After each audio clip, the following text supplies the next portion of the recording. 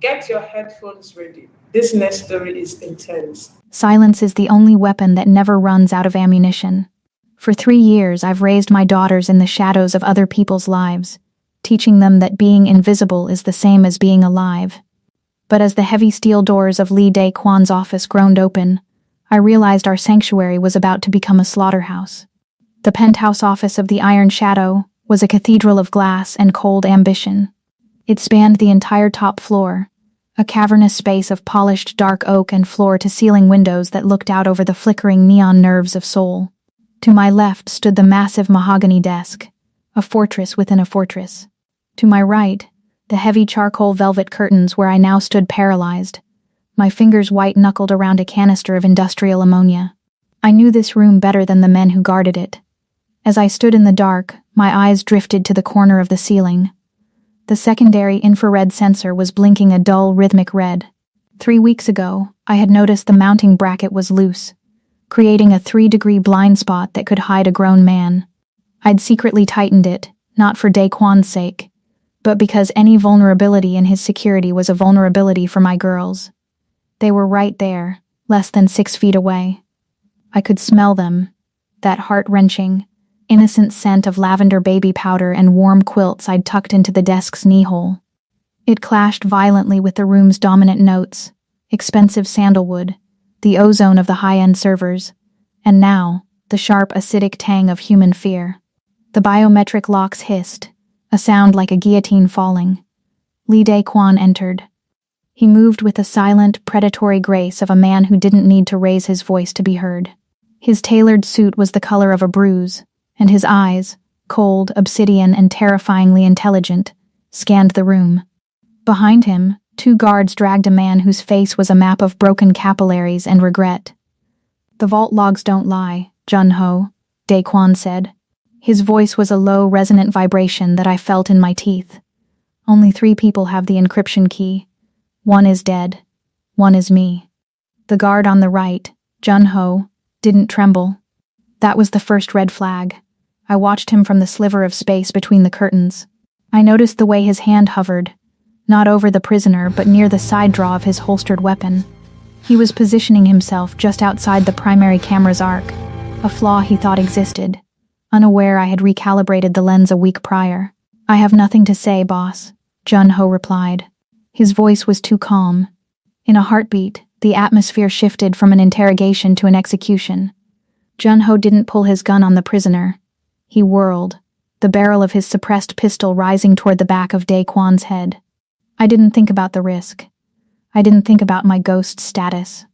I only thought about the stray bullet that could pass through a human skull and find its way into the mahogany desk where my heart was sleeping. I lunged. I cleared the distance between the curtain and the men in 3 explosive strides. My boots made no sound on the silk rug. Just as Jun-ho's finger tightened on the trigger, I slammed the nozzle of the industrial ammonia stripper directly into his face and squeezed. The high-pressure mist exploded in a caustic cloud, hitting his eyes and open mouth. Welcome back, my fierce hearts and midnight dreamers. Before we dive into the blood and shadows, make sure you're subscribed, hit that like button, and tell me where you're watching from. I love seeing our dark romance family stretch across cities and time zones. Every click and comment helps us keep telling these high-stakes stories of survival and dangerous love. So find your quiet place, dim the lights, and let's see if Fana can protect her twins from the Iron Shadow. Let's begin. Jun-ho let out a choked, gargling scream, his hands flying to his dissolving corneas. The gun fired, a muted thwip, but the bullet went wide, shattering a crystal decanter on the far sideboard. Before he could recover, I stepped into his guard, using his own momentum to drive my elbow into his solar plexus. As he doubled over, I looped a high-tensile cleaning wire, thin as a hair but strong enough to hang a car, around his wrists, jerking them behind his back with a professional's precision.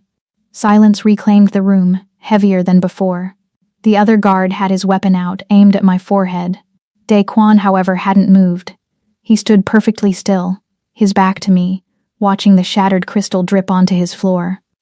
Then, slowly, he turned. His eyes didn't go to the traitor groveling on the floor. They fixed on me. He looked at the way I held the wire, the way my feet were braced, and the lethal coldness in my expression. Fauna, he murmured. It wasn't a question. It was an observation. The woman who cleans the glass so well I forget it's there. Before I could respond, a soft rustle came from beneath the desk. My heart skipped a beat. Mama? Is the king here? The voice was tiny. Sleep thickened, and laced with a terrifying hope. Mizan crawled out from the darkness of the desk's knee-hole. She stood up, her small frame dwarfed by the massive furniture, her favorite tattered blanket draped over her shoulders. I had told them stories to survive. Stories about why we hid, why we moved, and why their biological father, Lencho, was the shadow monster we had to outrun. I had promised them that one day we would find the warrior king, a man so powerful and so brave that even the shadows couldn't touch him. Mizan didn't see a mafia boss. She didn't see the blood on the floor or the weapons in the air. She saw the man I had been cleaning for. She saw the sheer, undisputed power radiating off Li Daquan like heat from a furnace. She walked toward him. Every step she took felt like a mile in my soul. The guards stayed frozen, bewildered by the sight of a beautiful brown-skinned child in a lace nightgown wandering through a crime scene. Mizan stopped at Daquan's feet. She looked up, her large, observant eyes tracking the blood splattered across his cuff. She didn't flinch. She reached out and touched his hand, the hand that had ordered a dozen deaths this week alone. "Daddy?" She whispered, her voice a fragile bell in the wreckage of the room. "Did you finish the bad men? Mama said the king would come and the monsters would go away. Are you the king?" Daquan's entire posture fractured. The iron shadow didn't just look surprised. He looked hit. He stared down at the little girl claiming his soul, his fingers twitching as if he wanted to reach out but had forgotten how to be gentle. He looked at Mizan, then at me, the realization dawning on him that I hadn't just been cleaning his office, I had been raising a legacy under his very nose. He saw the resemblance, not to him, but to the warrior king of the stories. He saw the trust in her eyes, a commodity he hadn't possessed in a lifetime. Slowly, Daquan stepped around the child, his movements deliberate. He ignored the traitor, ignored his men, and walked straight into my personal space. The scent of sandalwood and iron overwhelmed the fading lavender. He reached out, his hand steady as a mountain, and placed his fingers under my chin. He tilted my face up, his thumb grazing the edge of my jaw with a possessive, terrifying heat. "Fanna Porter," he said, his voice a low, dangerous rumble that promised both a sanctuary and a cage. "You've been a ghost in my house for far too long. Now, you're the only thing keeping it standing." The tension in the room was a living thing, a jagged wire stretched to the breaking point. Myun, the guard who hadn't betrayed us yet, still had his barrel leveled at my forehead. The steel felt like a cold eye staring into my soul. I didn't move. I couldn't. My heartbeat was a frantic drum against my ribs, amplified by the sudden sharp silence of the penthouse. Daquan's fingers were still on my jaw, his thumb tracing my skin with a terrifying calm. He didn't even look at Myun. He didn't need to. "Lower it," Daquan commanded. It wasn't a shout. It was a soft, lethal vibration. "Boss, she's a breach. She's been living under your desk." "Lower it," Daquan repeated, his voice dropping an octave. This time, he turned his head just a fraction, his obsidian eyes locking onto Myun's. It was the look of a god deciding whether or not to strike. Myun flinched, the tip of his weapon dipping before he finally holstered it with a trembling hand.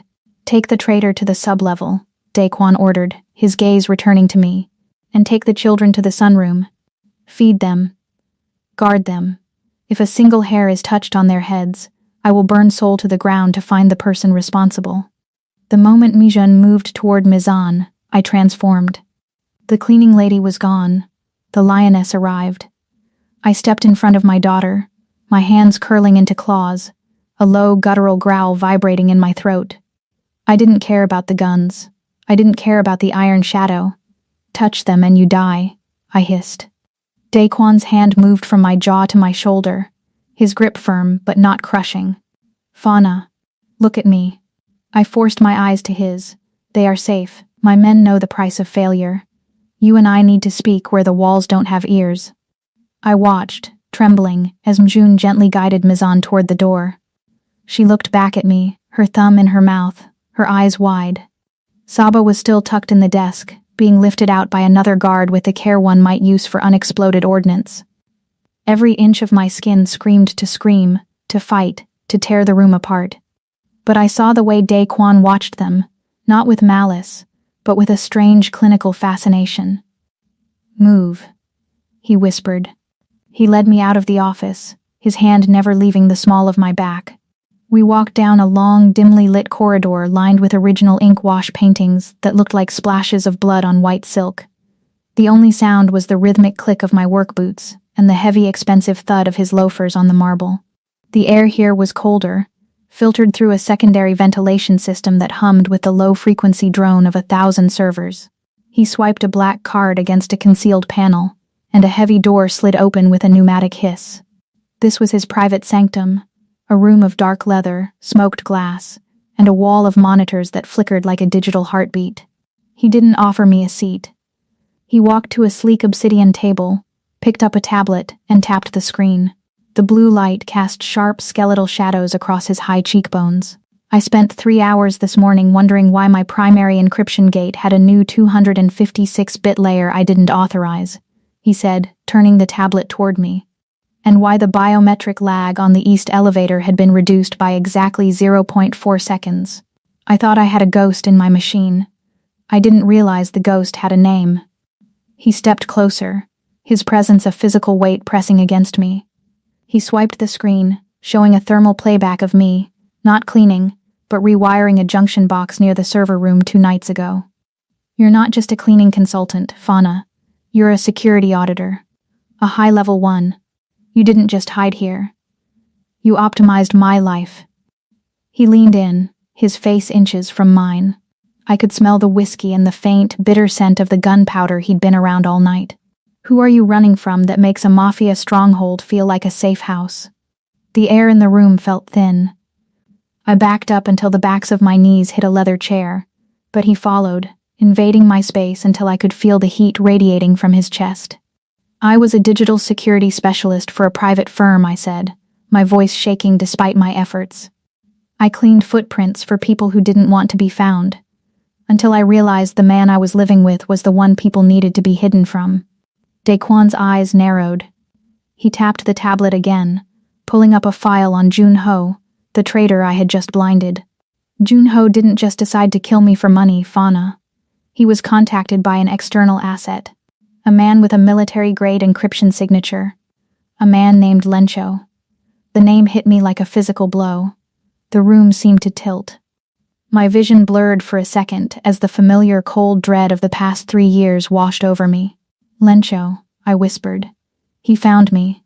He found a trace," Daquan corrected, his voice dropping to a seductive, dangerous purr. He reached out, his fingers brushing the pulse point on my neck. He felt the frantic, galloping beat of my heart. "He was using my traitor to get to you. Which means my house is no longer a sanctuary, it's a target." I looked at him, searching for the monster, but I only found a man who looked like he had finally found a puzzle worth solving. He wasn't just interrogating me, he was measuring me. He saw the ghost behind the mother, the lethality behind the mask. "He won't stop," I said, the PTSD beginning to claw at the edges of my mind. "Lencho is a ghost. He doesn't just kill, he erases. He'll come for the girls." "Let him," Daquan said. His grip on my neck tightened just a fraction. Not enough to hurt, but enough to anchor me. He has never faced the Iron Shadow. And he certainly hasn't faced a woman like you when she has nothing left to lose. He turned away, tapping a command into the wall panel. The monitors flickered, switching to a high-altitude view of a rugged, fog-shrouded island in the middle of the dark sea. "The penthouse is compromised," he stated, his tone suddenly clipped and professional. "We leave in 10 minutes. My private chopper is on the roof. We are going to the Black Cellar, my fortress on the coast.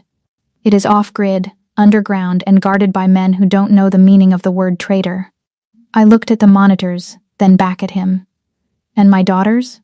Daquan paused at the door, the blue light of the servers reflecting in his eyes. "They are already being moved. From this moment on, Fana Porter, you are not my employee. You are my internal security strategist. You will fix my flaws, And in return, I will make sure Lencho never sees the sun again." He held out his hand. It wasn't an invitation. It was a contract signed in shadows. "Pack what you need. We move now." The roar of the helicopter rotors was a physical weight, a rhythmic thumping that vibrated through the marrow of my bones. Outside the reinforced windows, the world was nothing but a chaotic expanse of ink-black sea and white-capped waves. Inside the cabin, the air smelled of expensive leather, jet fuel, and the comforting milky scent of my daughters. Saba and Mizan were strapped into a single oversized seat, their small hands locked together in their secret twin grip. To them, this wasn't an escape from a high-tech assassin. It was an adventure. "Big Bird is loud. Mama," Saba shouted over the hum, her eyes wide as she watched the sea spray hit the glass. Mizan just watched Daquan. He was sitting directly across from us, his long legs crossed, a tablet in his lap. He didn't look at the screens. He looked at me, his gaze steady and unreadable, as if he were trying to map the terrain of my mind. The chopper tilted sharply, and then I saw it. The black cellar. It wasn't a house. It was a scar on the cliffside. A brutalist monolith of reinforced concrete and dark steel, built directly into the jagged rock of a private island. It looked like a tomb, or a throne. As the wheels touched down on the reinforced pad, the sudden silence was jarring. The side doors slid open, and the salt-heavy air of the East Sea rushed in, biting and cold. Daquan stood, offering no hand to help, only a silent nod for me to follow.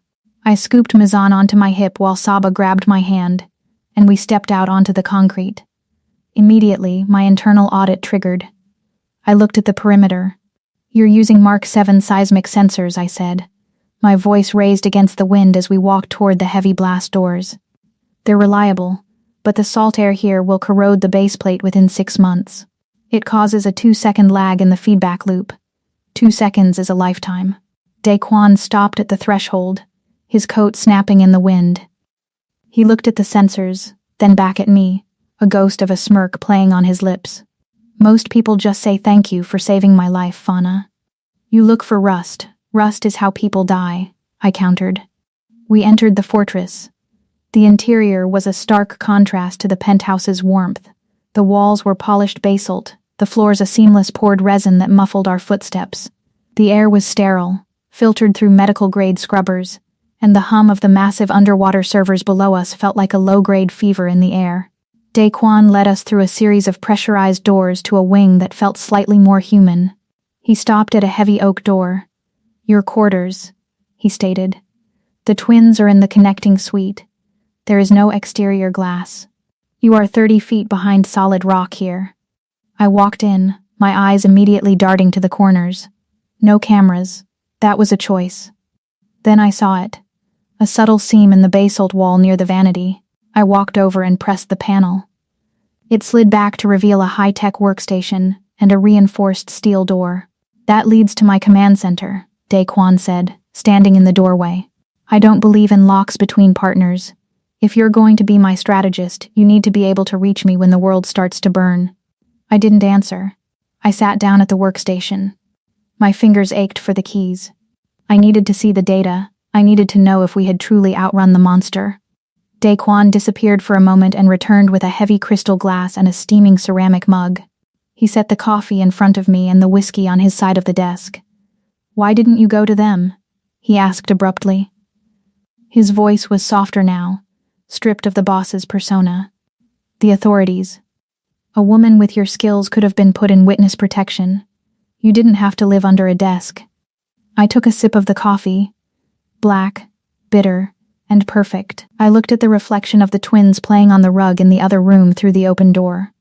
"Lencho didn't just work for the government, Daquan," I said, the memory of the cold metallic click of a badge hitting my kitchen table flashing through my mind. "He was the government. He was the lead architect of the very surveillance state that would have been protecting me. Every camera in the city was his eye. Every police report was his morning reading.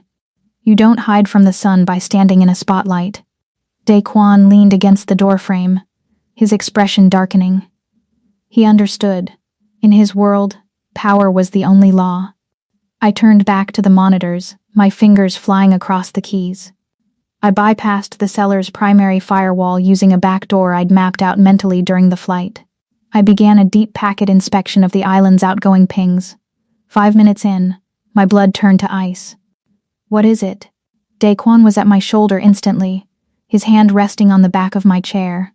I pointed to a microscopic blip on the screen, a ghost signal, a sub-frequency burst that was hidden inside the white noise of the island's weather station. "It's a handshake protocol," I whispered, my heart hammering. "It's not trying to get in, it's waiting for us to arrive." Lencho didn't find a trace, Daquan. He planted one. He knew about the black cellar before we even took off from the penthouse. He let us come here because he wanted us in a cage he recognized. The silence in the room became absolute. The high-tech noir dream of the fortress suddenly felt like a beautifully designed trap. I looked up at Daquan. For the first time, I saw a flicker of something that wasn't quite fear, but a cold, lethal recognition. He realized the man we were fighting wasn't a criminal. He was a mirror. "You think this place is a fortress," I said, my voice steady despite the terror. "To Lencho, it's just a bigger puzzle. He's already started solving it. If we're going to survive the night, I don't just need a desk. I need total access to your mainframe. Every satellite, every sensor, every kill switch."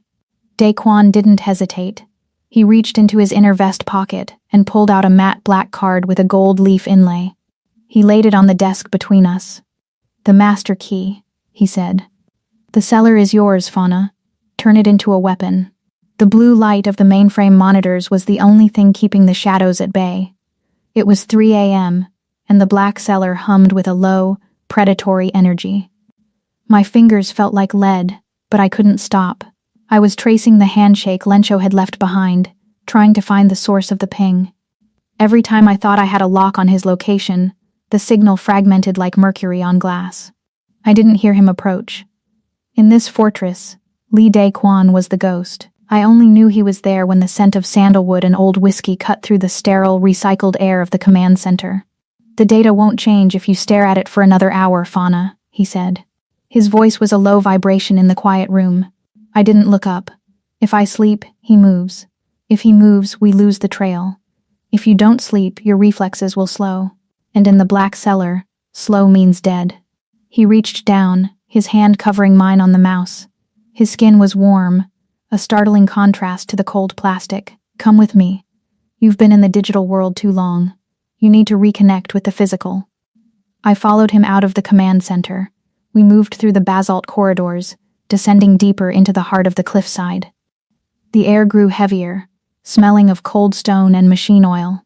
We reached a heavy, reinforced door that hissed open to reveal a sprawling, high-tech training hall. One side was a firing range with tactical targets. The other was a matted floor for hand-to-hand combat. Daquan walked to a recessed wall cabinet and pulled out a sleek, matte black K5 pistol. He checked the chamber with a practiced metallic click and held it out to me. "Lencho is military," he stated, his eyes boring into mine.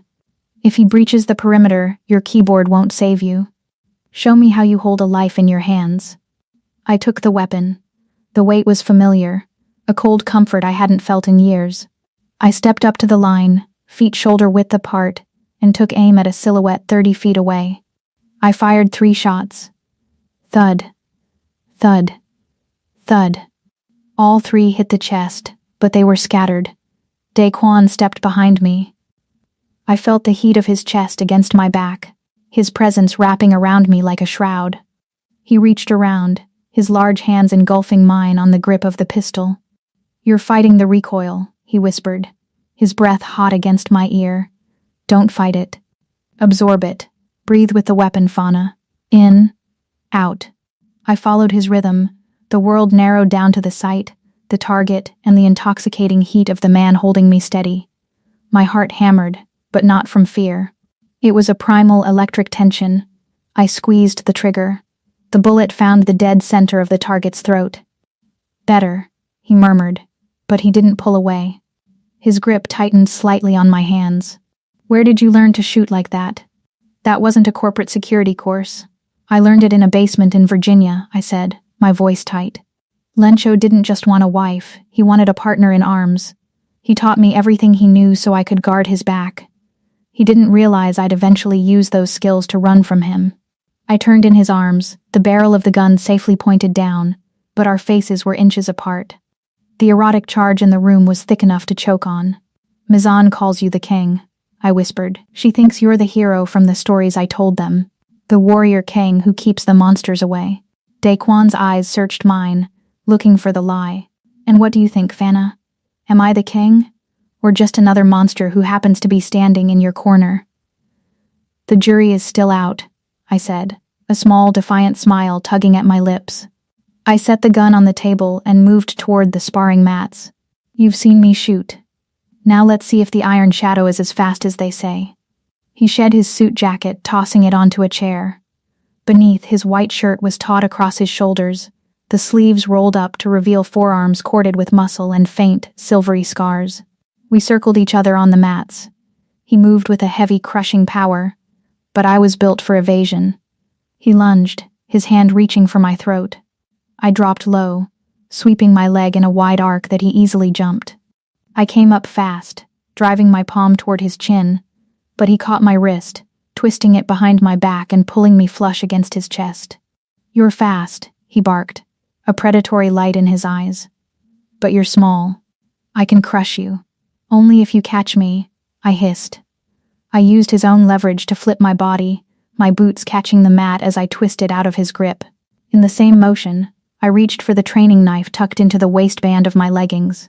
It was a rubber blade, but in the dark it was enough. He moved to pin me against the wall, his weight intended to end the match. I didn't fight the weight. I slid down, my back scraping the concrete, and as he followed me into the clinch, I brought the rubber blade up, pressing the blunt tip firmly against his floating rib. We stayed like that, frozen. He had my wrists pinned above my head, his body weight holding me motionless, but my blade was at his heart. The morning light began to bleed through the high, reinforced slits in the training hall's ceiling. The sound of soft, rhythmic clicking and melodic whispers drifted down from the observation deck. Daquan looked up, distracted. Above us, Saba and Mizan were sitting on the stairs, watching us. They weren't crying. They weren't scared. They were talking in that strange, rapid-fire twin language, cryptophasia. It sounded like a mix of clicks and bird calls. Mizan pointed toward the north corner of the hall, then back at the main gate, her small fingers tracing a line in the air. "What are they doing?" Daquan asked, his voice full of genuine confusion. "They're mapping," I said, my breath coming in ragged gasps. "They aren't just playing. They're pointing out the camera blind spots. They've realized the guards don't look up when they pass the third pillar. They've been doing it since they could crawl." Daquan looked back at the twins, then down at me. The realization that even my children were tactical assets seemed to shift something deep inside him. He didn't see them as burdens anymore. He saw them as his kin. He looked back at the rubber knife at his ribs and then into my eyes. His gaze was dark, hungry, and entirely focused. He leaned down, his lips brushing against my ear. "You're the most dangerous thing in this fortress, Fana Porter," he whispered, his voice sending a shiver of pure fire down my spine. "And I think I'm addicted to it." He didn't let me go. He stayed there, pinned against me in the morning light, while my daughters watched from above, their secret language weaving a new dynasty out of the shadows. But the peace of the morning was short-lived. By nightfall, the fog didn't roll in, it crawled. It was a thick, unnatural shroud that swallowed the moon and turned the black cellar's exterior floodlights into useless, milky blurs. I sat in the command center, the glow of the monitors reflected in my pupils, watching the perimeter feed. The sensors I'd warned Daquan about, the ones with the salt-corroded baseplates, began to flicker. On the thermal map, a sector near the sea caves didn't just go dark. It smoothed out. Someone was using a signal phase shifter to mirror the background noise of the ocean. To an untrained eye, it looked like a glitch. To me, it looked like Lencho's signature. "They're here," I whispered into the comms. My voice was a ghost of a sound, but I knew Daquan heard it in the barracks. "Status?" His voice crackled back, low and dangerously calm. 4 ghosts, sea cave entry. They've bypassed the Mark 7s by exploiting the lag. They're inside the secondary ventilation shafts now. My heart hammered against my ribs like a trapped bird. Daquan, they aren't coming for you. They're headed for the residential wing. Hold the line, Fauna. I'm moving. I didn't wait. I bolted from the command center, my boots silent on the resin floors, and slipped into the safe room where Saba and Mizan were supposed to be sleeping. They weren't. They were sitting up in their beds, their heads tilted in perfect synchronization toward the ceiling. Click-clack. Shh-tuck. The sound of metal scraping against metal echoed from the vents. The twins looked at me, their eyes wide. Mizan pointed upward. The spiders are in the walls, Mama, she whispered. The spiders were Lencho's elite extraction team. I didn't have a rifle, and I didn't have time to wait for Daquan's guards to navigate the labyrinthine corridors. I moved to the secondary terminal inside the safe room, a small, recessed panel I'd spent the last 6 hours slaving over. I didn't just have access to the cameras, I had access to the life support. I saw them on a hidden pinhole camera. 4 men in matte black tactical gear, moving with the terrifying fluidness of shadows. They were in the north corridor, just 20 feet from our door. They were stepping into the slip zone I'd prepared. I tapped a sequence into the panel. Cleaning time, I hissed. High-pressure nozzles, designed for automated industrial sterilization, hissed to life in the ceiling of the north corridor. Instead of a fine mist, I released a concentrated alkaline-based stripping agent, the kind of stuff that eats through wax and skin with equal hunger. Within seconds, the floor was a frictionless lake of caustic chemicals. I watched on the monitor as the lead intruder's foot slipped. He went down hard, his tactical helmet clattering against the stone. As he tried to push himself up, the alkaline mist hit his visor, clouding the optics and beginning to hiss as it reacted with the specialized coating. They were blinded, sliding, and trapped in a hallway turned into a chemical furnace. But I'd missed one. The vent cover in the safe room exploded downward. A man dropped from the ceiling, landing with a heavy, muffled thud between me and the twins. He was masked, a thermal imaging monocle glowing a demonic red over his right eye. I didn't scream. Screaming is for victims. I grabbed a heavy, pressurized canister of fire-suppressant foam from the wall and lunged. He raised a silenced submachine gun, but I was already inside his guard. I slammed the base of the canister into his throat, the sound of cartilage crunching sickeningly loud in the small room. He staggered back, his finger twitching on the trigger. A burst of bullets chewed into the basalt wall, inches from where I stood.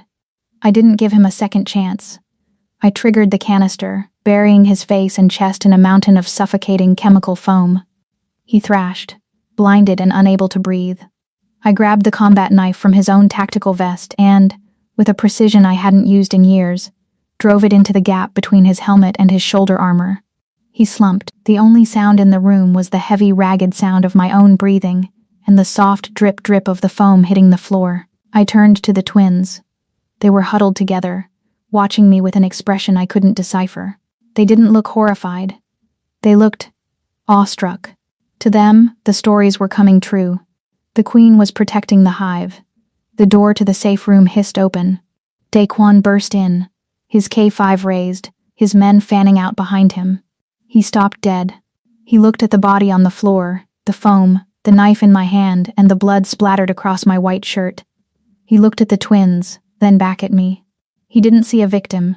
He saw a predator who had just finished a meal. The others? I asked, my voice cold and hollow. Neutralized in the hallway, Daquan said, his eyes never leaving mine. Your cleaning agent made it easy for us to pick them off. They couldn't stand, let alone aim. He walked toward me, stepping over the dead man. He didn't look at the corpse. He reached into the man's tactical pouch and pulled out a small vibrating disc. A localized comms relay. Daquan pressed a button, and a voice filled the room. It was a voice that lived in the darkest corners of my nightmares. It was smooth, educated, and utterly devoid of mercy. You can't hide in a hole, Fauna, Lencho's voice whispered through the speaker, sounding as if he were standing right behind me. I built the hole. I know the air you breathe. I know the frequency of your heart. I'm coming to take back what's mine. Tell the Korean boy to enjoy the view while he still has eyes. The message ended with a sharp digital burst. The silence that followed was suffocating. I felt the old panic trying to rise, the feeling of Lencho's invisible hand tightening around my throat. I looked at my daughters, and for a second, the black cellar felt like a grave. Daquan reached out. His gloved hand was warm as he wiped a stray drop of blood from my cheek. His touch was an anchor, pulling me back from the brink of the PTSD spiral. "He thinks he knows the whole," Daquan said, his voice a low, lethal promise. He looked at the carnage I had caused, the efficiency of my defense, and the fire returning to my eyes. He realized then that I wasn't just an asset to be guarded. I was a weapon to be wielded. "He's wrong," Daquan continued, his thumb lingering on my jaw. "He hasn't met the woman you've become, and he hasn't met the man who's going to help you kill him." He looked at his second in command. "Prep the long-range strike team. We aren't waiting for him to come back. Tomorrow, we hunt him." I gripped the master keycard in my pocket. The warrior king was standing in front of me, but as I looked at the blood on my hands, I realized I didn't need a savior. I needed an accomplice. "Not tomorrow," I said, looking into Daquan's obsidian eyes. "Now." The transition from the rugged concrete of the black cellar to the suffocating opulence of soul felt like a fever dream. We were back in the belly of the beast, but this time, I wasn't carrying a mop. I stood before a floor-to-ceiling mirror in the dressing room of our temporary safe house, staring at a woman I barely recognized. The last time I'd been in a luxury hotel, I was wearing a gray polyester blend with Porter cleaning services stitched over my heart, smelling of bleach and invisibility. Now I was sliding into a custom-tailored black power suit. The silk was heavy, cold, and felt like liquid armor. I didn't just dress. I calibrated.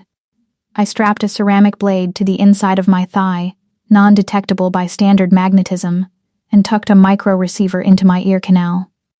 I looked at my hands. They were the same hands that had scrubbed Daquan's floors, but as I adjusted the sharp, notched lapels of the blazer, I realized the janitor was dead. This suit wasn't fashion. It was a psychological weapon designed to tell every man in that room that I was the one who controlled the light they stood in. Daquan appeared in the doorway. He didn't speak. He just watched me, his obsidian eyes tracking the way I checked the hidden pockets of the suit. He walked over, his reflection looming behind mine, and handed me a heavy, matte black watch. "It's a localized EMP burst," he whispered, his voice a low vibration against my hair. "If things go south, you have 3 seconds of total darkness.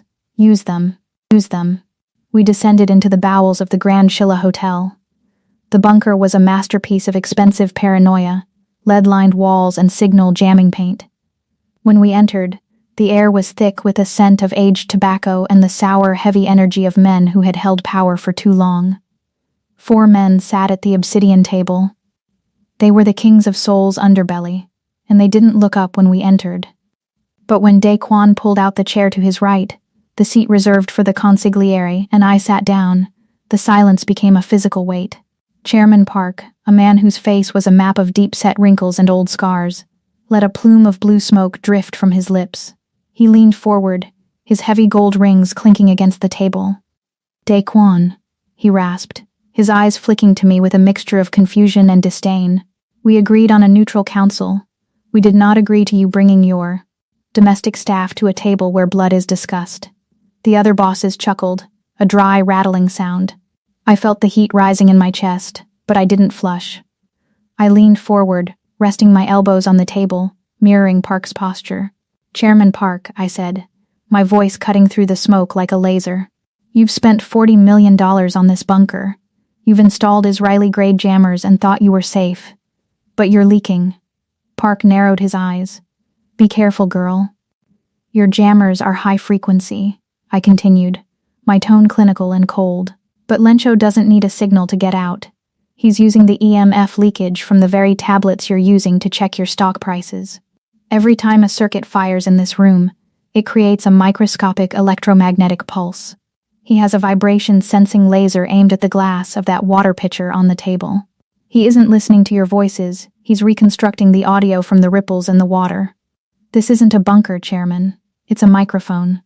I reached out, took a silver spoon from the tray, and dropped it into the pitcher. The ripples shattered. "There," I said. I just blinded him for 10 seconds. "If you want the next 10 minutes, you'll start listening." The laughter died instantly. Park looked at the water pitcher as if it were a live grenade. Daquan didn't say a word, but I could feel the radiation of his pride. It wasn't the shallow ego of a man with a trophy. It was the deep, lethal respect of a general realizing his second-in-command was more dangerous than he was. I tapped a command into my watch, and a holographic map shimmered into existence above the obsidian table. It was a map of a global nervous system, red lines pulsing across continents, connecting government agencies to black market data havens. Lencho isn't a rival boss, I stated, pointing to the nexus of the web. He is a predator who builds the cages you live in. He has already compromised your bank accounts and your shipment routes. He doesn't want your territory. He wants your data. Because in his world, if you control the information, you don't need the guns. I watched them. I saw the moment the ego left the room, replaced by a cold, hollow fear. I showed them the pings, the same handshake protocol I'd found at the Black Cellar, embedded in their own personal networks. I wasn't selling a war. I was showing them the funeral they were already attending. Throughout it all, I felt Daquan's gaze on me. It was a look of absolute, terrifying intellectual respect. It was more intimate than a touch, a bond forged in the fires of a shared cold genius. "The table is yours to advise," Park said, his voice shaking as he stood and bowed. Not to Daquan, but to me. "Tell us what we need to do." As we left the bunker, the adrenaline was a hum in my teeth. We moved toward the private elevators, the doors sliding shut with a soft hiss.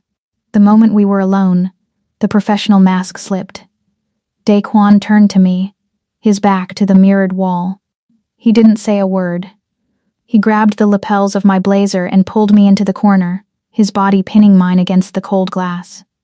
His breath was hot against my neck, his scent of sandalwood and victory overwhelming. "They came here to judge me for keeping you," he whispered, his voice a low, jagged rumble. "They left wondering if they can survive without you." The elevator didn't stop at the lobby. It kept descending, deeper into the sub-basement. My heart hammered against my ribs, matching the downward pull of the lift. "The council is aligned," Daquan murmured, his lips brushing the shell of my ear as the floor numbers turned to a glowing G2. "But they are slow. We are not." The elevator chimed, and the doors slid open to the underground garage. The air here was cold and smelled of high-octane fuel and wet concrete. Waiting for us was a fleet of 3 matte black SUVs, their engines idling with a low, predatory growl. 20 men in full tactical gear stood at attention, their weapons held across their chests. Daquan stepped out, his hand sliding down to grip mine, his fingers interlaced with mine as if we were a single entity. "He thinks he knows the whole," Daquan said, looking toward the lead vehicle. "Now we show him what happens when the shadows hunt the light." I squeezed his hand, the weight of the ceramic knife and the digital key to the city both heavy in my mind. The hunt didn't start tomorrow. It was happening now. The streetlights of Seoul blurred into long neon streaks against the SUV's armored glass. We were a predatory pack. 3 matte black beasts tearing through the midnight traffic toward a warehouse district by the docks. My tablet was a glow of green and blue data, tracking the signal we thought was Lencho's heartbeat. Daquan sat beside me, his hand resting on his knee, his eyes fixed on the road ahead. He was the picture of calm, but I could feel the electricity coming off him. We were the hunters now. We were closing in. Then, the data shivered. A single line of code scrolled across my screen, followed by a repetitive, rhythmic pulse. My breath hitched. I tapped the screen, bypass after bypass, diving deep into the sublayers of the Black Cellar's mainframe. The handshake from the island wasn't a trace. It was a countdown. "Daquan, stop the car," I whispered. My voice sounded like it belonged to someone else. "We're 2 minutes out, Fauna. Stay focused." "No," I barked, my fingers flying across the glass. "The signal, the warehouse is an echo. It's a digital mirror. It's looping back from the island. The Trojan horse didn't just open a door, it's a sleeper virus. It's executing a total system purge." I pulled up the live feed of the Black Cellar. The safe room cameras flickered. Static, then black. My heart didn't just race, it stopped. The primal icy claws of a mother's terror gripped my throat, cutting off my air. Saba, Mizan. They were in that room. They're inside. I choked out. "Daquan, the back doors are open." The island's defense grid is being dismantled from the inside. How? Daquan's voice was ice, but his hand tightened on his knee until his knuckles turned white. My encryption is unbreakable. It wasn't broken, I said, staring at the override signature currently bleeding through the firewall. It was invited in, the authorization code. It belongs to Chairman Park, the bow, the respect, the submission at the table of bosses. It wasn't a surrender, it was a distraction. Park wasn't just a skeptic, he was the bridge Lencho used to cross our moats. He had traded Daquan's head for his own survival. Driver. U-turn. Now. Daquan roared. The tires screamed against the asphalt, a high-pitched wail of protest as the SUV swung in a violent tactical arc. My body was thrown against the door, the tablet nearly slipping from my hands. We weren't hunting anymore. We were losing everything. Get the pilots on the line, Daquan commanded into his comms, his face a mask of terrifying frozen rage. If that chopper isn't blades up by the time we hit the roof, I'll kill them myself. The SUV tore back toward the city center, weaving through traffic with a suicidal disregard for safety. I didn't look at the road. I was in a dogfight in the digital ether. I tried to lock the safe room doors, but the virus kept spitting my commands back at me. Access denied.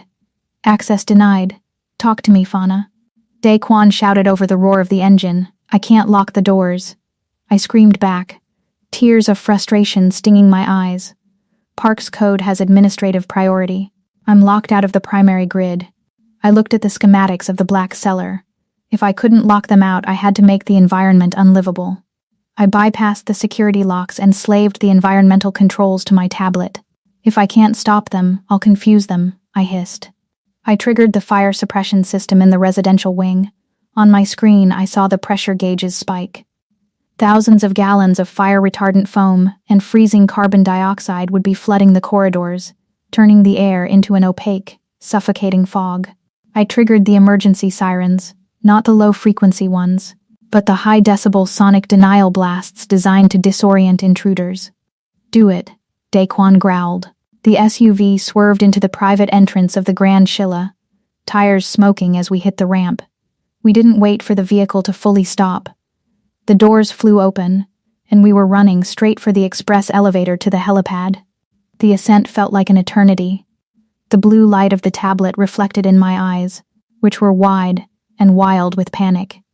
My hands were shaking so hard I could barely type. I was fighting Lencho across miles of ocean, two ghosts battling for the lives of two little girls. I've got a flicker, I yelled as the elevator chimed. We burst onto the roof. The wind was a hurricane, the chopper's rotors already a blurring halo of gray. The smell of jet fuel and hot asphalt filled my lungs. As we sprinted toward the open bay door, I looked down at the tablet one last time. The feed for the twins' room flickered to life for one agonizing second. The room was a wreck. The lavender-scented quilts were tossed aside. The Ford under the desk was smashed. Standing in the center of the frame was a man in matte black tactical gear. He wasn't looking at the camera. He was looking at the floor. In his gloved hand, he held Mizan's tattered blue-edged security blanket. He raised it to his face, as if inhaling the scent of my child. The screen went black. Permanent. I hit the floor of the chopper, the metal cold against my palms. I couldn't breathe. I couldn't speak. The image of that man holding the blanket was burned into my retinas, a brand of pure, unadulterated failure. Daquan pulled the headset on. His eyes locked onto the tablet screen that now showed nothing but static. He reached over, his hand gripping my shoulder with a force that should have hurt, but I felt nothing. I was already dead inside. He leaned in close, his voice cutting through the roar of the engines as the chopper lifted off, tilting precariously toward the dark sea. Park is a dead man, Daquan whispered, his obsidian eyes glowing with a light that promised a suffering beyond words. But Lencho is mine. The chopper surged forward, a black shadow screaming into the fog, chasing a ghost that had finally stepped into the light. The helicopter leaned into a hard bank, the air inside the cabin screaming with the roar of the rotors and the frantic prep of men checking their optics. Below us, the black cellar was a jagged tooth of shadow rising out of a churning white-capped sea. No lights, no beacons, just a void where my life used to be. Daquan stood by the open bay door, the wind whipping his hair into a dark frenzy. He gripped a fast rope, his jaw set in a line of frozen granite. "The roof is a trap," I said, grabbing his arm. My voice was thin against the gale, but the urgency in it stopped him. "Lencho knows your tactical manual, Daquan. He's got snipers on the helipad and claymores on the stairwells. If you drop there, you're landing in a blender." He looked at the dark roof, then at me. "I don't have another way in, Fauna. Every second we wait, he moves them closer to the water." "I do," I said, pulling a waterproof tactical pack over my shoulders. "The sea caves. The Mark 7 sensors have that 2-second lag I told you about. In this swell, the spray will mask my thermal signature.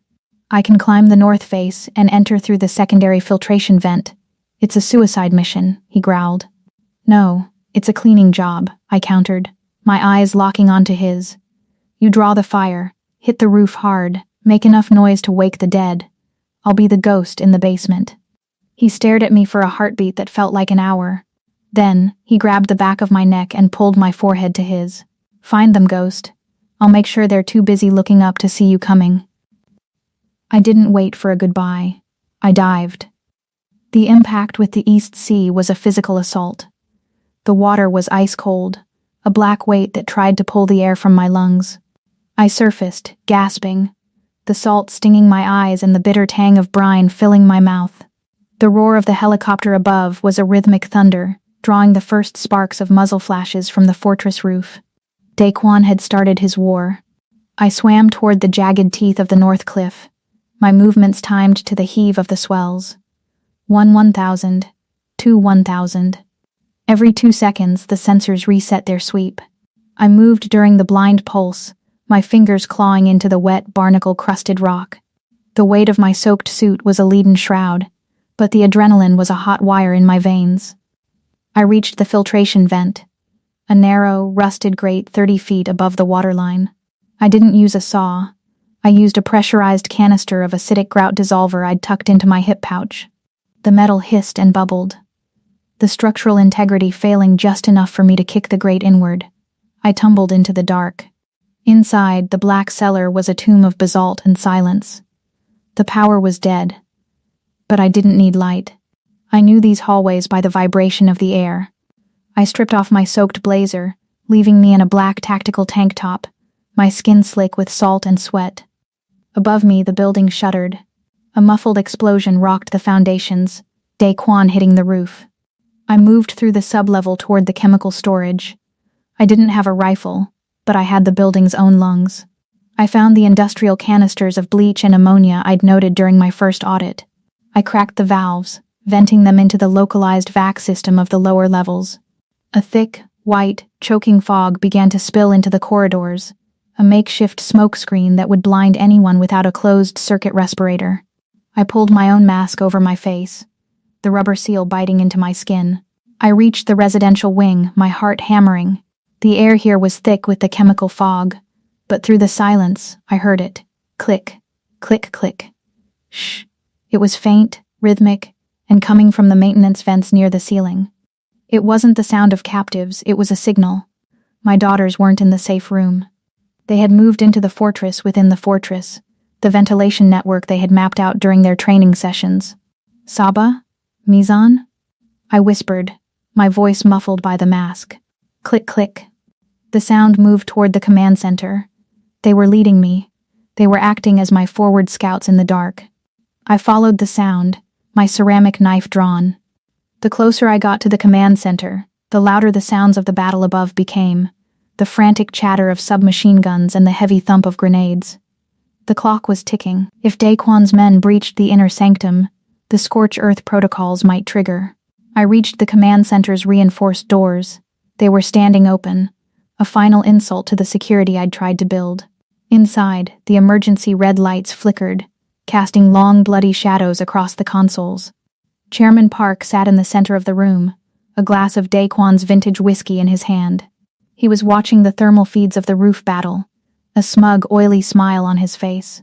He didn't see me. He was too busy enjoying the destruction of a dynasty. I didn't give him a speech. I didn't give him a chance to beg. I moved like a shadow across the resin floor, and before he could even set the glass down, I had the ceramic blade pressed against the soft tissue of his throat. The override code. Park. I hissed, my voice a jagged edge. Give me back my grid. He gasped, the glass shattering on the floor. Fauna. Wait. Lencho, he promised. I pressed the blade deeper, a thin line of red appearing on his collar. Lencho isn't here. I am. Give me the code, or I'll find out how long it takes for a traitor to bleed out in the dark. His hands shook as he typed a sequence into the master console. The monitors flickered, the primary grid returning to life. I saw the twins on a sub-feed.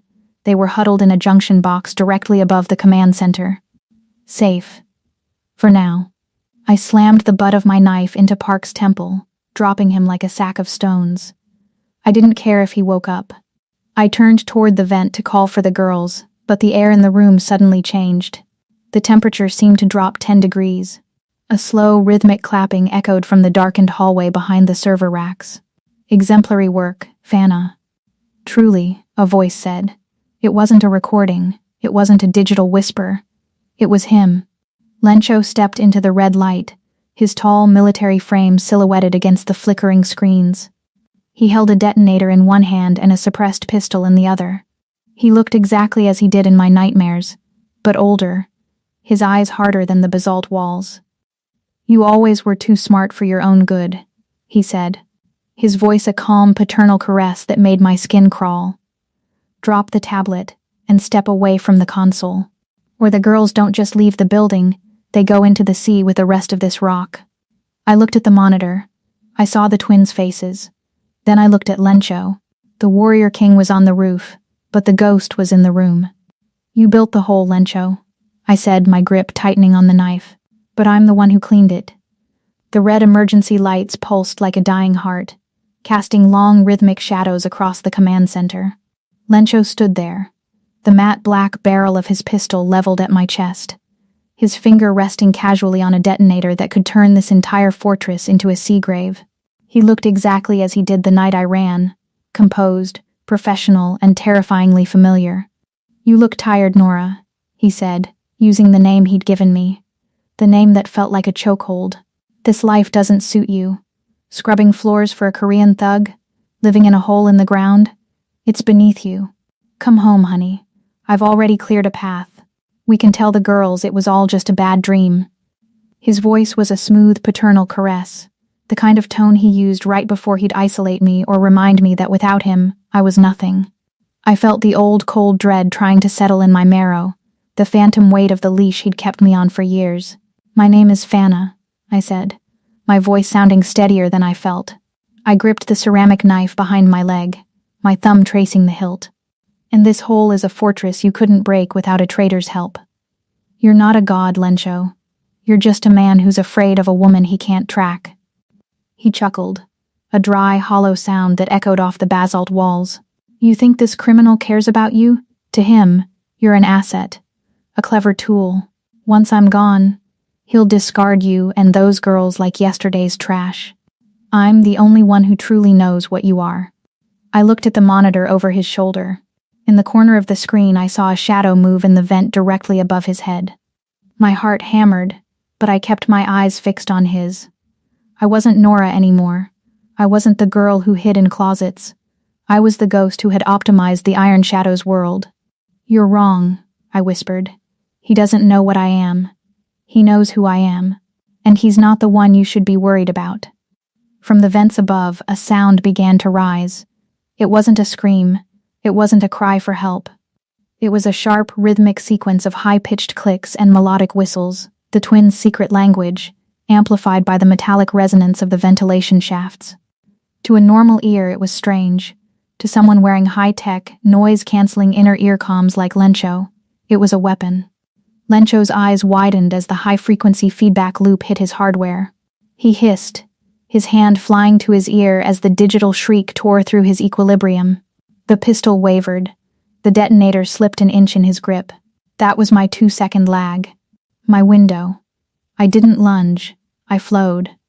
I used the blind spot created by the oversized server rack to his left, disappearing from his line of sight before he could blink. I was a shadow in my own house. I came up from his flank, my ceramic knife a blur of white in the red light. I drove the blade into the meat of his forearm, the one holding the detonator.